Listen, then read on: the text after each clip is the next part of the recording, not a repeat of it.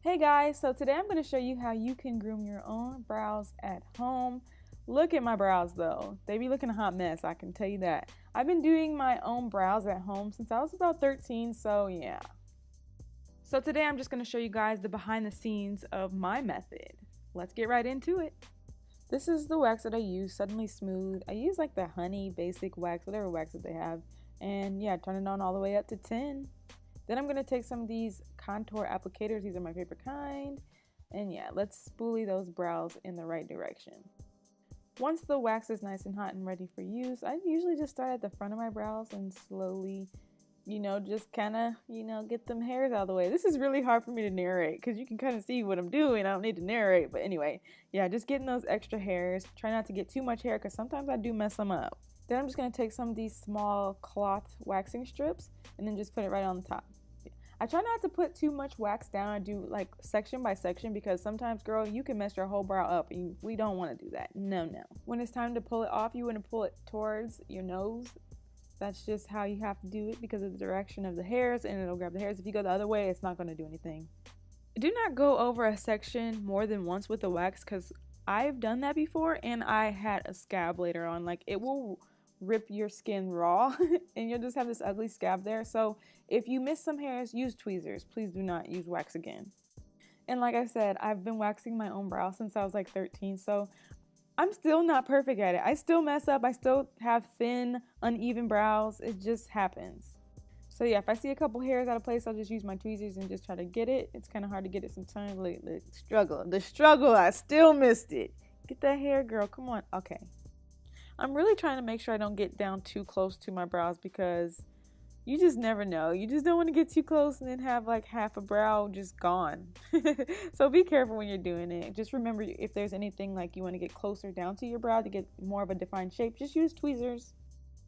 So I always love to do my own brows. I don't really trust anyone else with my own brows just because, like, what if they mess it up? Then I'm going to be even more mad than I would be if I messed my own brows up. So let me just mess them up myself, and yeah. I feel like somebody is not going to pay as much attention to your brows as you would, so I don't know, I just think it's better. You get it exactly how you want it, and you have time to just sit there and get every individual hair the way you want it. I don't know, I like it better this way. I also like to wax my lip. Yes, for some reason I have little hairs there, and you can't really see them on camera, but they are black. They're not thick, they're really thin, but I gotta get them off, girl. I ain't got time for this stuff. So I'm just gonna take a little bit of wax and put it on it. Just remember, if you're gonna try this, it's gonna hurt. The lip always freaking hurts.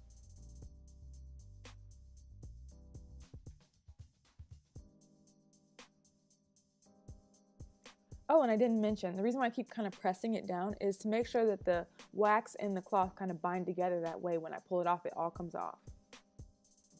10 years of doing this and I'm still nervous to rip the lip off. It hurts so bad. Like, I'm so scared. Oh, no! See, like, that stuff, it does. It really does hurt still. You would think I'd be numb to it by now, but I gotta brace myself every single time. Ugh.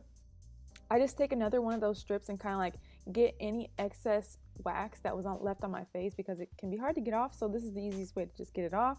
And girl, I don't know why, but I forgot my unibrow, so now I gotta go back and do that real quick. And for this one, you have to rip it downwards because of the direction of the hair. So unibrow, you pull down towards your nose again. Now I'm going to take some of this tea tree oil. I put this on all the areas that I wax because it prevents getting those little pimples sometimes people get after a waxing. I hate getting those. They get on my nerves. I don't understand. So I just put tea tree oil on it. Now, if you have really sensitive skin, don't do this. I have a really good tolerance of tea tree oil because I use it in my skincare. So it doesn't burn my skin. Lots of people, tea tree oil will burn their skin. So you might need to dilute it, half tea tree oil and half water. If you've never used tea tree oil before, then I suggest going ahead and diluting it before you use it. I let the tea tree oil soak in for about 5-10 minutes, and now I'm just going to get rid of the excess by taking a little cotton pad and kind of just wiping it away. Now it's time for the fun part. I'm going to take a color mixing bowl and this Ion Color Brilliance Demi in the color Dark Natural Brown, and then some 10 volume developer. I just use a little. I put a little bit of the color and a little bit of the developer, half and half usually. And now I'm using like a little eyebrow brush to apply it to my eyebrow. Now, this is called brow tinting that really isn't recommended to do at home. You should always go to like somebody who specializes in doing this because it can be potentially dangerous. The color could burn your skin, you could get it in your eye. So if you're not familiar with using colors like this, don't try this at home, folks. Please don't take my word for it. I am risking my life here doing this, but this is just what I like to do. I grew up in a house with hairstylists. My mom is a hairstylist, my aunt is a hairstylist, and I've been around color for all that time. My aunt dyes her brows religiously every week. So, I mean, I've done this before and she showed me how to do it properly. So if you're not sure about the precautions of doing this, don't try this at home.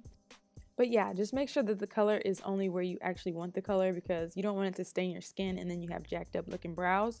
So just try to keep it, you know, where you want it to go. If it gets a little messy, use a Q-tip.